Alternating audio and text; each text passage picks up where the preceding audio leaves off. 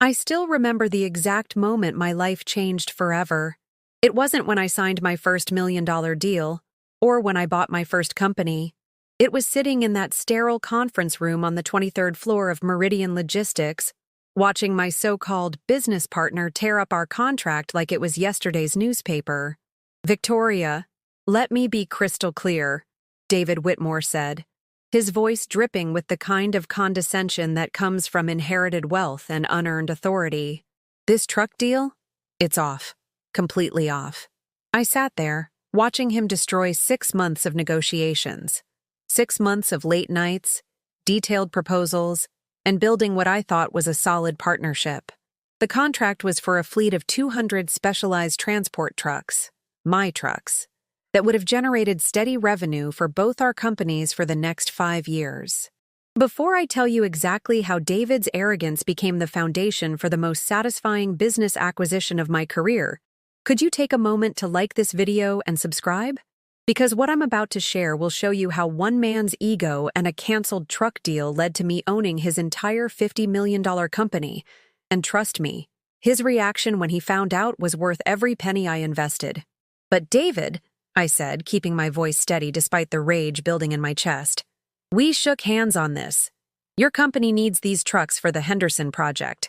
Without them, you'll miss your deadline and lose that $12 million contract." He leaned back in his leather chair, the kind that probably cost more than most people's cars, and laughed. Actually, laughed. "Victoria, Victoria, Victoria.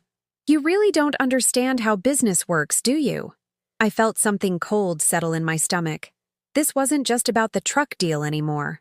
"See, here's the thing," David continued, straightening his designer tie. "I found a better option. My brother-in-law just started his own logistics company, and family comes first, you know? Plus, his prices are more competitive. More competitive. Translation: he was willing to work for peanuts because daddy-in-law would subsidize the losses. That's not how contracts work, David. We had an agreement." His expression shifted from condescending amusement to something darker. "What contract? I don't see any signatures here." He gestured at the torn papers. "All I see is a proposal that didn't meet our standards." The audacity was breathtaking. We'd been operating on a handshake deal for months, standard practice in our industry when you've been working with someone for 3 years. I'd already started preparing the trucks, had my team working overtime to meet their specifications. "You're making a mistake," I said quietly. "The only mistake," David stood up, towering over me with his 6'3" frame, "was thinking someone like you could handle a deal this size. Face it, Victoria, you're small time. Always have been, always will be. This is a league you don't belong in. Someone like you." The words hung in the air like a challenge. I knew exactly what he meant. A woman in logistics. A woman who'd started with one truck and built her company from nothing while he'd inherited his position. "You know what your problem is?" David continued, clearly enjoying himself now. "You think because you work hard and show up on time, that makes you equal to people who were born for this. But this isn't about trucks or logistics, sweetheart.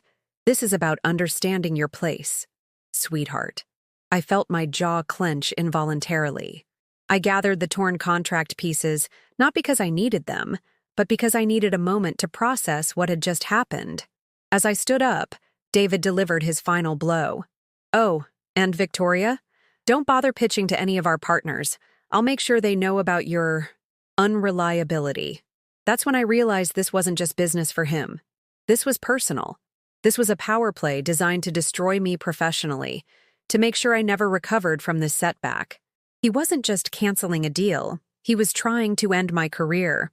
I walked out of that building with my jaw clenched and my fists balled.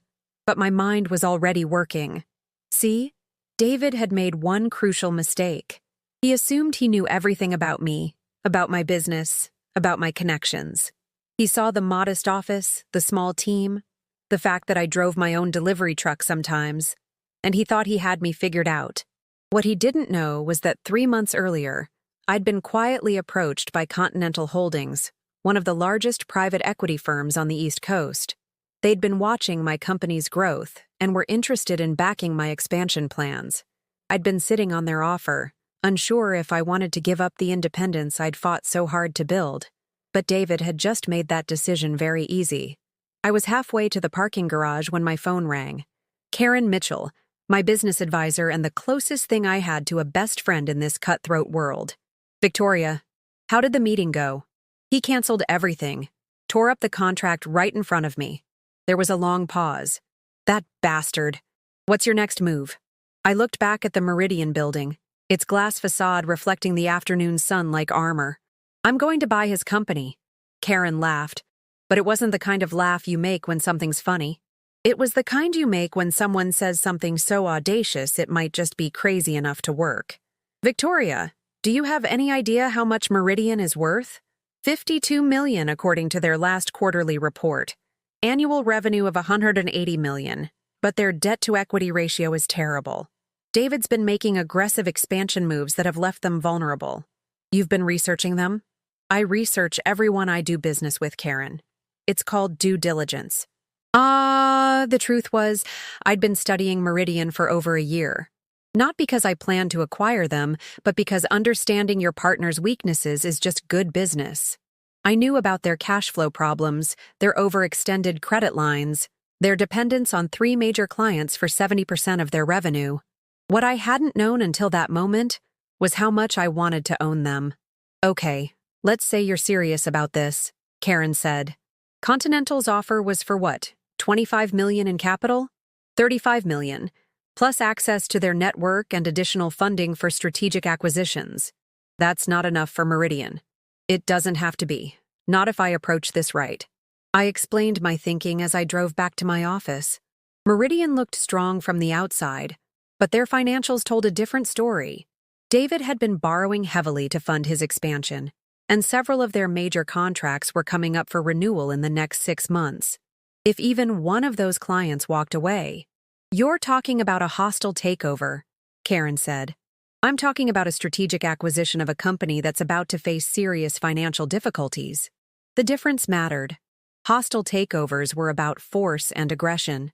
Strategic acquisitions were about timing and opportunity. David had just handed me both. Over the next 2 weeks, I worked 18-hour days. I accepted Continental's offer and immediately began building my case for acquiring Meridian. But I wasn't just looking at their balance sheets anymore. I was looking at their people. See, David might have been the CEO, but he wasn't the one keeping that company running. That was Linda Morrison, their head of operations, who'd been passed over for promotion 3 times in favor of David's fraternity brothers. That was James Rodriguez, their top sales director, who'd generated 40% of their revenue last year and had been rewarded with a lecture about knowing his place. That was Rebecca Walsh, their brilliant logistics coordinator, who designed the system that made their rapid expansion possible and had watched David take credit for her innovations in every board meeting. I started making calls, not to clients or competitors, but to headhunters. Not to poach Meridian's talent, but to understand their satisfaction levels, their career aspirations, their frustrations. What I found was a company full of capable, ambitious people who were tired of being undervalued and overlooked. People who would jump at the chance to work for someone who actually appreciated their contributions. But the real breakthrough came from an unexpected source. 3 weeks after David had humiliated me, I was working late when Rebecca Walsh called my personal line. Ms. Hayes, this is Rebecca Walsh from Meridian Logistics. I hope you don't mind me calling, but I heard about what happened with your truck deal. My pulse quickened. I'm sorry, how did you get this number? Linda Morrison gave it to me. She said you might be someone worth talking to. This was it. The opening I'd been waiting for. What can I do for you, Rebecca? It's more what I can do for you. See, David doesn't know this, but the Henderson project he stole from you? It's falling apart. His brother-in-law's company can't deliver. They don't have the trucks, they don't have the experience, and they definitely don't have the logistics capability to handle something this complex. I grabbed a pen. Go on. The client is getting nervous. They're already asking questions about backup plans. And David? He's panicking. He's been calling around trying to find trucks to lease, but everyone's booked solid for the next 6 months. Why are you telling me this? There was a pause. Because I've been at Meridian for 8 years. And I'm tired of watching incompetent people get promoted while the people who actually do the work get ignored. David killed your deal because he could, not because he should. And now we're all going to pay for his ego. What do you need from me? Nothing right now. But when you make your move, and Linda says you're going to make a move, remember who your real allies are. After Rebecca hung up, I sat in my office staring at the city lights outside my window. David thought he'd destroyed me, but he'd actually given me something far more valuable than a truck contract. He'd given me motivation, information, and now, inside allies who were ready for change. I called Continental the next morning. James, it's Victoria Hayes. I need to move up our timeline. What's the urgency? Target acquisition just became available. I need $60 million, and I need it fast. There was a pause. Victoria, our original agreement was for $35 million for organic growth. You're talking about nearly double that for an acquisition we haven't vetted. Then let's vet it. I'm sending you Meridian's financials right now. Study them. Look at their debt structure, their client dependencies, their upcoming contract renewals. Then tell me this isn't the opportunity we've been waiting for. Continental's due diligence took 10 days. 10 days during which I watched Meridian's stock price fluctuate as rumors about the Henderson project began circulating. 10 days during which I had 3 more secret conversations with key Meridian employees who were ready for new leadership. On day 11, James called back. You're right, they're vulnerable. But Victoria, this isn't just about the money. If you pull this off, you'll be going from a mid-sized transport company to a major logistics player overnight. Are you ready for that kind of growth? I thought about David's face when he called me small time. I thought about every condescending comment, every dismissed proposal, every time someone had underestimated me because I wasn't born into wealth or handed opportunities. I've been ready my whole life. The formal offer went to Meridian's board on a Tuesday morning. $58 million for complete acquisition, with guarantees for all current employees and immediate capital infusion to stabilize operations. David's response was swift and predictable. He called me directly, his voice shaking with rage. You think you can just waltz in here and steal my company? I built Meridian from nothing. Actually, David, you inherited Meridian from your father. And according to the financial records, it was worth twice as much when he handed it to you. This is personal, isn't it? This is about the truck deal. I could have lied, could have made it sound purely business. But sometimes the truth is more satisfying. You're absolutely right. This is personal. You didn't just cancel a contract, David. You tried to destroy my reputation and end my career. You called me small time and told me I'd never amount to anything. So yes, this is very personal. The board will never approve this. I have controlling interest. You have 40% of the shares, David. Your board has 60%. And your board is tired of watching you run their investment into the ground. The silence on the other end told me everything I needed to know. But David wasn't finished. Over the next few days, he launched a campaign that was both desperate and revealing. He called every major client, trying to convince them that my acquisition would destabilize their contracts. He reached out to industry publications, painting me as an opportunistic vulture trying to capitalize on Meridian's temporary difficulties. Most telling of all, he started making calls to other logistics companies, trying to find a white knight buyer who would outbid me and keep him in power. What he didn't realize was that Rebecca Walsh was keeping me informed of every move he made, every panicked phone call, every desperate meeting, every increasingly frantic attempt to maintain control. He's losing it, she told me during one of our evening calls. Yesterday he screamed at Linda for 20 minutes because she couldn't find backup trucks for the Henderson project. Half the office heard him call her incompetent and threaten to fire her. How's morale? Terrible. People are updating their resumes. The smart ones are hoping you succeed because they know David's going to burn this place down if he stays in charge. That's when I realized David was doing my work for me. Every tantrum, every public meltdown, every display of poor leadership was making my case stronger. The board wasn't just considering my offer anymore. They were looking for an exit strategy from David's increasingly erratic behavior. The board meeting was scheduled for the following Monday. 5 days for David to mount his defense, to rally support, to find a way to block the acquisition. He tried everything. Counter-offers from investors who couldn't match Continental's backing. Character assassination attempts that backfired when his own employees contradicted his claims. Legal challenges that his own lawyers told him were frivolous. But his most desperate move came on Friday afternoon. I was in my office when Karen burst through the door, her face flushed with anger and something that looked like fear. "Victoria, we have a problem. David's been spreading rumors that you're planning to gut Meridian after the acquisition. He's telling people you're going to fire half the staff and liquidate the truck fleet." I felt my stomach drop. In the logistics industry, reputation was everything. If clients believed I was planning to destroy their service provider, how bad is it? Bad. 3 major clients have already called asking for reassurance. Henderson Industries is threatening to pull out of the project entirely. This was David's masterstroke. He couldn't prevent the acquisition, so he was trying to destroy the value of what I'd be buying.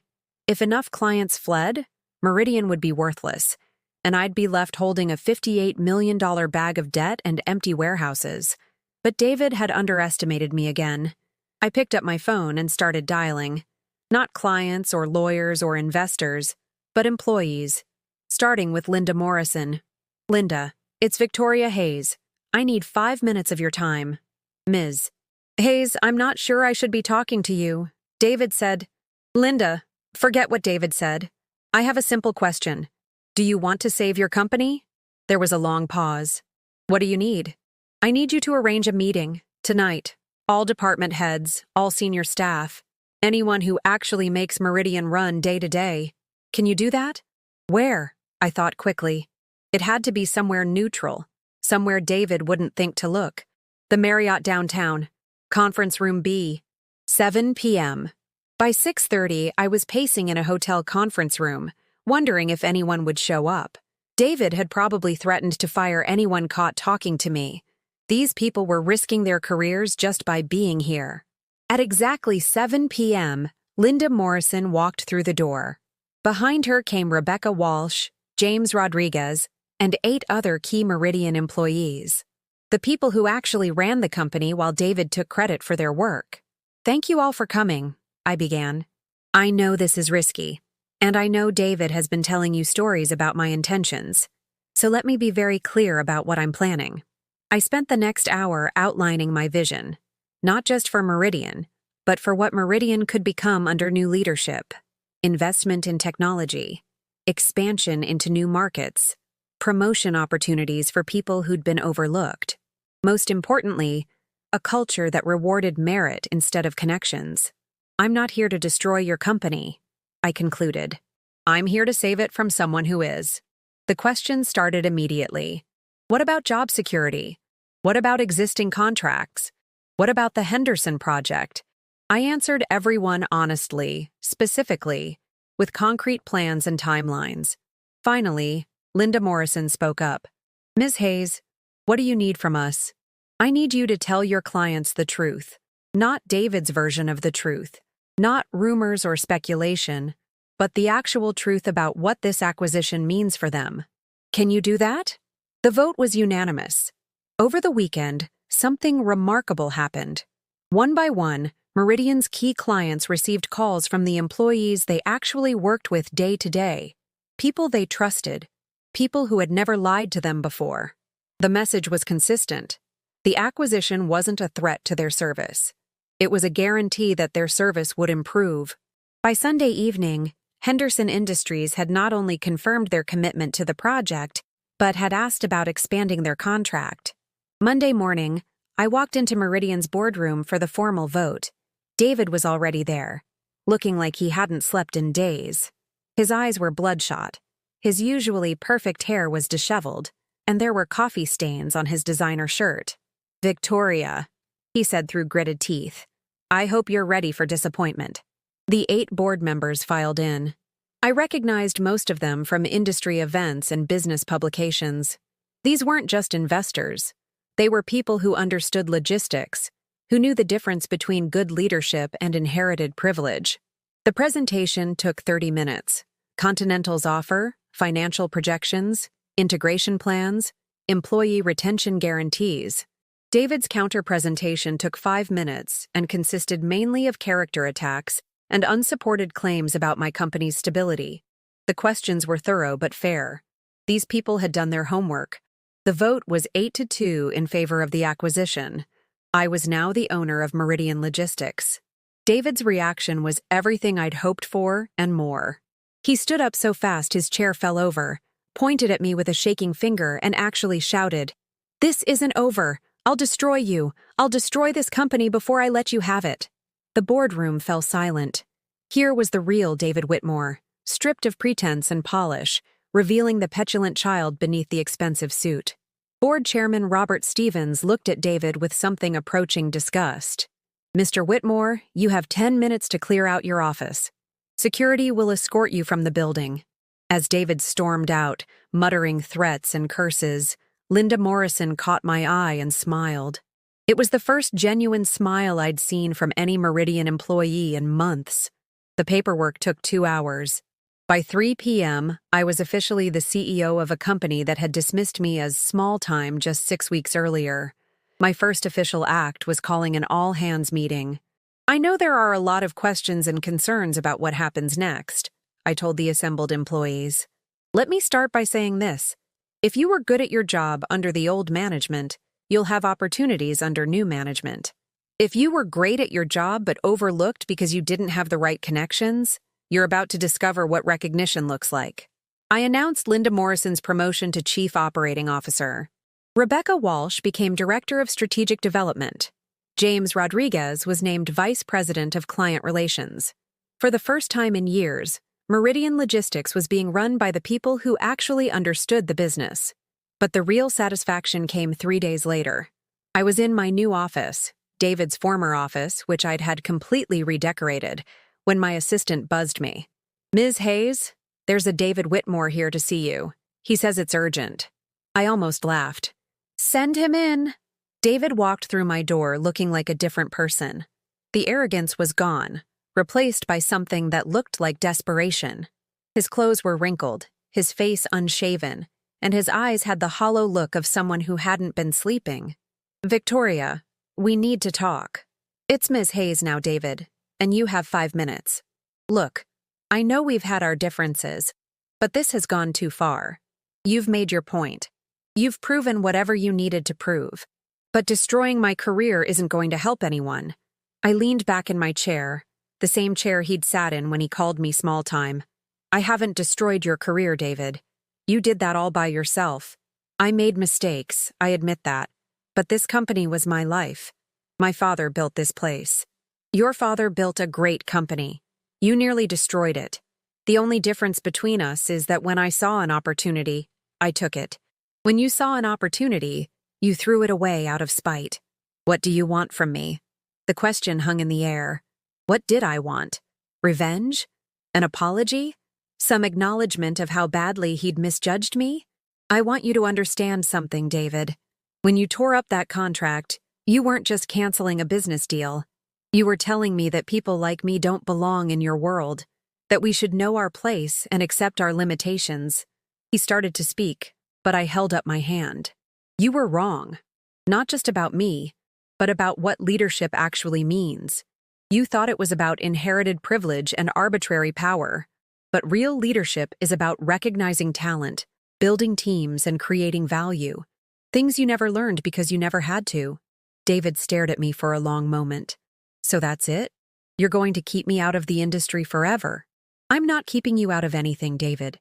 Your reputation is keeping you out. Your behavior is keeping you out. The way you treated people, the way you managed this company, the way you handled the acquisition, that's all on you." He turned to leave, then stopped. "You know what the funny thing is? I actually respected you. Before all this, I thought you were smart, capable. You just thought I should know my place. Yeah, I guess I did." After he left, I sat in that office for a long time, thinking about the journey that had brought me here. 6 weeks ago, I'd been the owner of a small trucking company with big dreams. Now I was the CEO of a $50 million logistics operation with unlimited potential. The Henderson project launched the following week, with my trucks and my team handling the logistics.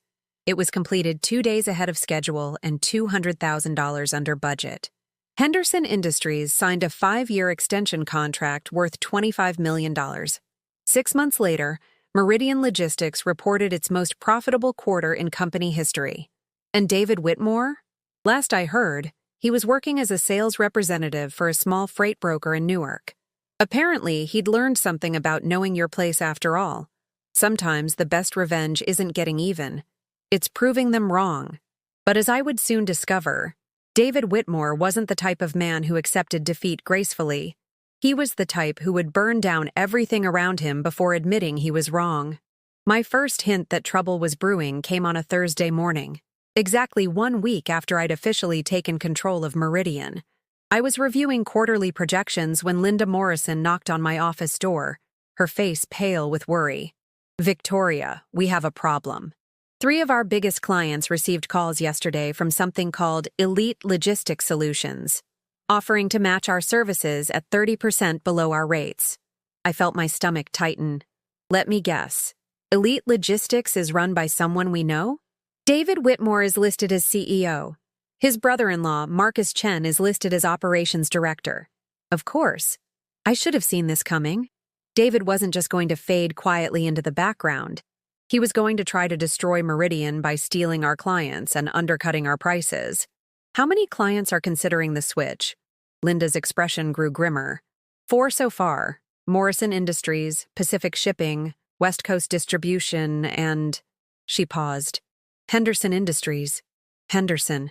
The very project that had started this whole mess was now in jeopardy again. Get me a meeting with Henderson's procurement team. Today, if possible. Victoria, there's something else. Marcus Chen has been calling our drivers directly, offering them signing bonuses to jump ship. We've already lost 3 trucks, and their drivers are spreading rumors that Meridian is unstable under new management. This was war. David wasn't just trying to compete. He was trying to systematically dismantle everything I'd worked to build. I spent the rest of the morning making calls, trying to reassure clients and drivers alike. But David had been strategic. He was offering deals that were too good to be true, rates so low that no legitimate company could maintain them and still turn a profit. The meeting with Henderson Industries took place that afternoon in their corporate offices downtown. Sarah Martinez, their head of procurement, had worked with Meridian for 3 years and knew our capabilities better than most. Victoria, I'll be direct with you. This elite logistics offer is compelling. 30% savings on a $12 million project is significant money. Sarah, you've worked with us long enough to know that numbers that good usually hide problems. What due diligence have you done on Elite? She shuffled through some papers. They claim to have 15 trucks ready for immediate deployment, experienced drivers, and established logistics networks. And their track record? They're new. But David Whitmore has industry experience. I leaned forward. Sarah, David Whitmore nearly bankrupted Meridian through poor decision-making and financial mismanagement. He's offering you rates that are mathematically impossible to sustain. What happens to your project when Elite runs out of money halfway through? She considered this. You have a week to match their pricing, or we're switching. A week? David had put me in an impossible position. I could match his prices and operate at a loss, destroying my company's profitability, or I could lose our biggest contract and watch other clients follow suit. That evening, I was working late when Rebecca Walsh appeared at my office door. "We need to talk," she said, closing the door behind her. "Privately. What's on your mind?" Rebecca sat down and pulled out a thick manila folder. "I've been doing some digging into Elite Logistics, trying to understand how they can offer such low rates. What I found is interesting." She opened the folder and spread out several documents. Financial statements, bank records, incorporation papers. Elite Logistics was incorporated 6 months ago, 3 months before David ever canceled your truck deal. I looked up sharply. 6 months ago? But David said he was choosing his brother-in-law because of family loyalty and competitive pricing. It gets better. Look at their funding source. She pointed to a bank statement showing a $5 million initial investment. The source was listed as Meridian Consulting Services. I've never heard of Meridian Consulting Services. That's because it doesn't exist. At least, not as a legitimate business entity. but I've been tracking payments from Meridian Logistics to various contractors over the past 2 years. Guess who our biggest consulting expense was? My pulse quickened. Marcus Chen's previous company? Exactly. $2. $8 million in payments over 18 months for services that were never clearly defined. Services that, as far as I can tell, were never actually provided. I stared at the documents, pieces of a puzzle falling into place. David was embezzling money through fake contractor payments to his brother-in-law's company. Money that's now being used to fund elite logistics and undercut our pricing. That's my theory, and I have more. Rebecca pulled out another set of documents. Email printouts, expense reports, bank transfer records. I've been keeping records for months. David's been sloppy, leaving digital trails everywhere. Payments for non-existent consulting services, inflated expense reports, even equipment purchases that were delivered to Marcus Chen's address instead of our warehouses. How much are we talking about? Conservative estimate? $3.5 million over 2 years. I felt anger rising in my chest, but it was cold anger, calculating anger. David hadn't just tried to destroy my business out of spite. He'd been systematically stealing from his own company to fund his brother-in-law's startup, probably planning his exit strategy long before I ever made my acquisition offer. Rebecca, why didn't you report this earlier? She looked uncomfortable. I tried. I brought concerns to David multiple times, but he brushed them off. Said I was overstepping my authority and should focus on my own job. When I pushed harder, he threatened to fire me for insubordination. So you kept quiet and gathered evidence. I kept quiet and protected myself. But now that you're in charge, and now that David is using stolen money to try to destroy the company, I figured you should know. The next morning, I called an emergency meeting with Linda Morrison, James Rodriguez, and our head of security, Marcus Thompson. I laid out Rebecca's findings and watched their faces shift from surprise to anger to determination. What's our move? Linda asked. First, we contact the FBI's white-collar crime division. This is federal embezzlement, and it needs to be handled by professionals. Second, we document everything Rebecca has found and prepare a comprehensive report. Third, we contact our clients and explain that elite logistics is being funded by stolen money. Will that be enough to save the Henderson contract? James wondered. It should be, but we need to move fast. David's probably planning to fulfill as many contracts as possible before the money runs out, then disappear with whatever's left. The FBI agent who took my call was Special Agent Jennifer Park, a specialist in corporate fraud cases. She listened to my explanation without interruption, asked pointed questions about the evidence, and scheduled a meeting for that afternoon. Ms. Hayes, these are serious allegations. If you're right about the embezzlement, we're talking about federal charges.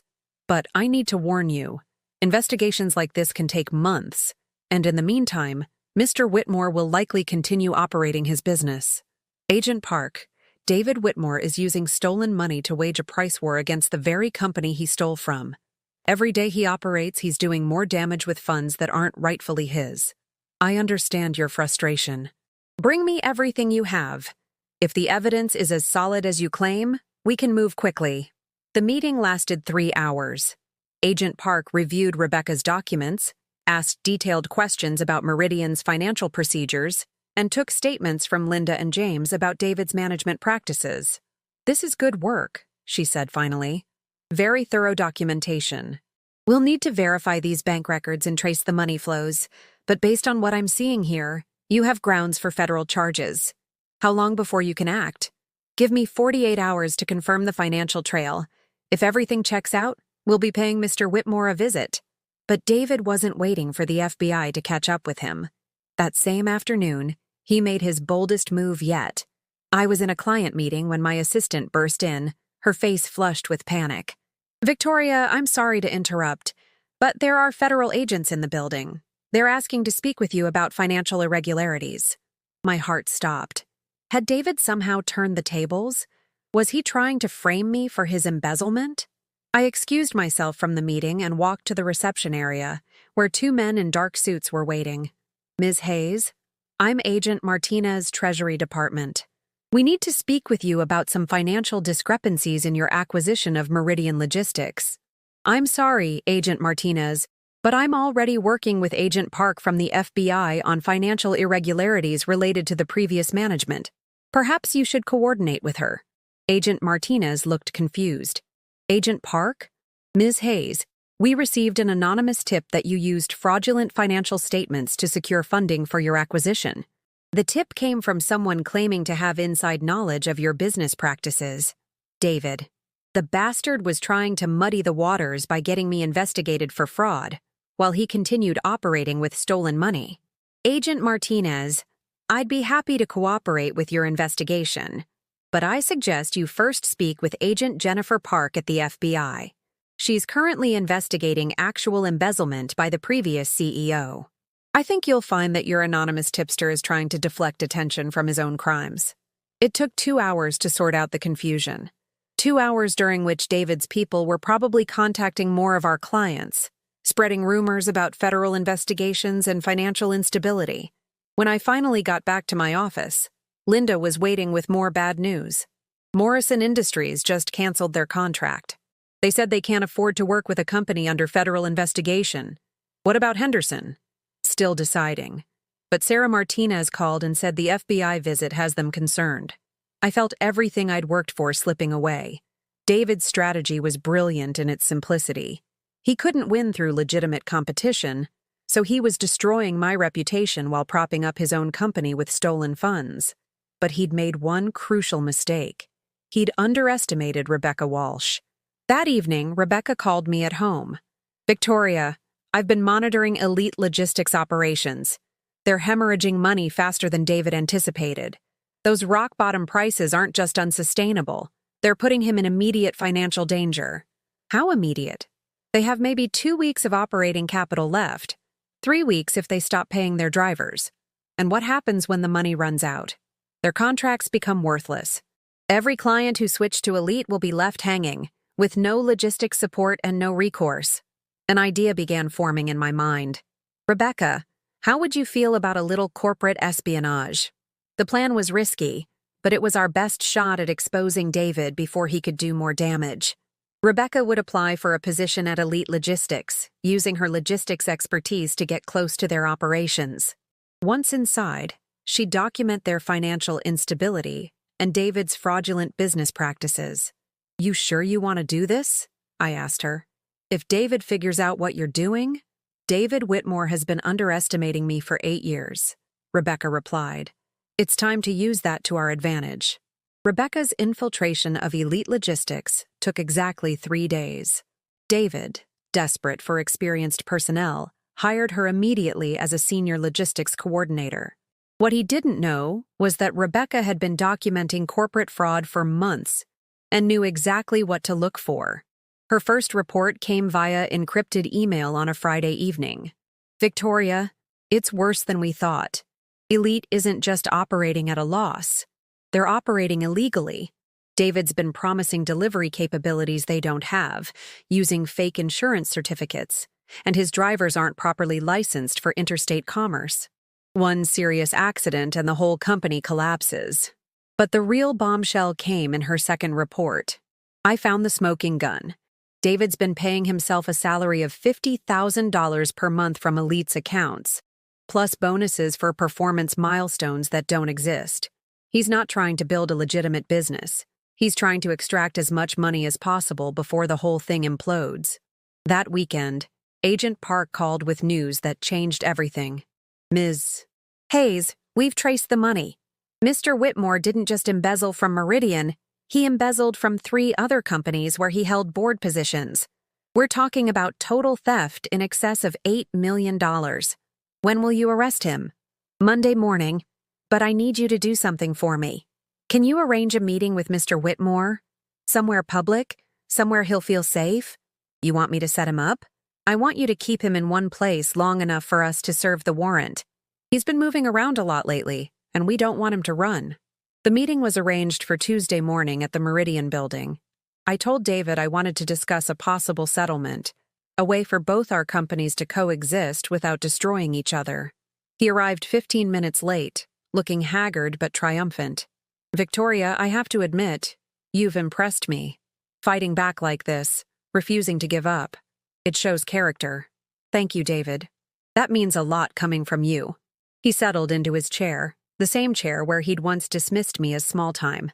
So, what kind of settlement are we talking about? Because I have to tell you, Elite Logistics is doing very well.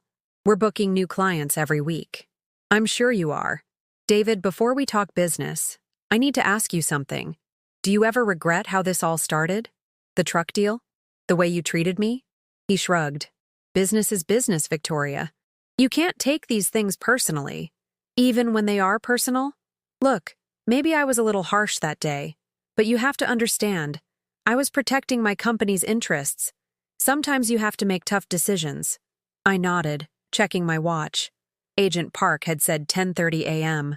David, I want you to know that despite everything that's happened, I respect what you're trying to build with Elite Logistics. Thank you. That actually means something. At exactly 10:31, there was a knock on my office door. Come in, I called. Agent Park entered, followed by Agent Martinez and 2 other federal agents. David Whitmore, you're under arrest for federal embezzlement, mail fraud, and conspiracy to commit wire fraud. The color drained from David's face. What? Victoria, what is this? This is justice, David. As the agents read David his rights, he kept staring at me with a mixture of shock and betrayal. You set me up. You actually set me up. No, David. You set yourself up. I just made sure you couldn't run away from the consequences. As they led David away in handcuffs, he turned back one last time.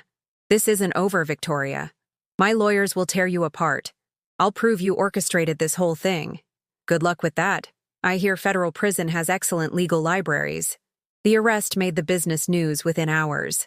Logistics CEO arrested for multi-million-dollar embezzlement scheme. The story detailed David's theft from multiple companies, his use of stolen funds to start Elite Logistics, and his attempts to destroy his former company through predatory pricing. By Thursday, every client who had considered switching to Elite was calling to reconfirm their contracts with Meridian. Henderson Industries not only stayed with us, but expanded their contract by another $5 million. But the real satisfaction came a week later, when Rebecca returned to Meridian with a complete breakdown of Elite Logistics operations. They'll be bankrupt within the month, she reported.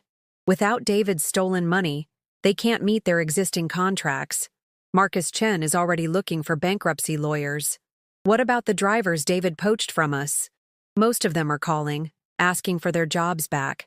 Turns out Elite hasn't paid them in 3 weeks. Linda Morrison knocked on my office door. Victoria, there's someone here to see you. He says his name is Robert Whitmore Sr. My heart skipped. David's father, the man who had originally built Meridian Logistics. Robert Whitmore Sr. was everything his son wasn't. Dignified, respectful, and carrying himself with the quiet confidence that comes from actually earning success rather than inheriting it. Ms. Hayes, thank you for seeing me. I know this must be awkward given the circumstances. Mr. Whitmore, please have a seat. I have to say, I'm surprised to see you. He settled into the chair across from my desk, his weathered hands folded carefully in his lap. Ms. Hayes, Victoria, if I may, I came here to apologize, and to thank you. Sir, my son destroyed everything I spent 40 years building. Not just the financial value, but the reputation, the relationships, the trust I'd established in this industry. When I handed Meridian over to David, I thought I was securing the company's future. Instead, I was ensuring its destruction. I didn't know what to say. This man looked genuinely broken by his son's actions. You saved my company, Victoria. You saved the jobs of people who had worked for me for decades. You preserved relationships with clients I'd served for 20 years. And you did it by being everything David should have been but never was. Mr. Whitmore, I appreciate you saying that. But I didn't do this to save your company. I did it because David tried to destroy mine. He smiled, the first genuine smile I'd seen from anyone in the Whitmore family. And that's exactly why you succeeded where David failed. You understood that business isn't about connections or inherited privilege. It's about merit, integrity, and the willingness to fight for what you believe in. He reached into his jacket and pulled out an envelope. This is a letter I wrote to the Meridian Board of Directors 40 years ago when I was trying to secure my first major contract. I want you to have it. I opened the envelope and read, "To the Board of Directors, I am writing to request your consideration for our logistics services. I know our company is small, and I know we lack the resources of our larger competitors. But what we offer is something no amount of money can buy. The absolute commitment to excellence that comes from people who have built something from nothing. We will not fail you, because we cannot afford to fail ourselves." I looked up at him. "Why are you showing me this?" "Because 40 years ago I was you. Young, ambitious, fighting against people who thought I didn't belong in their world.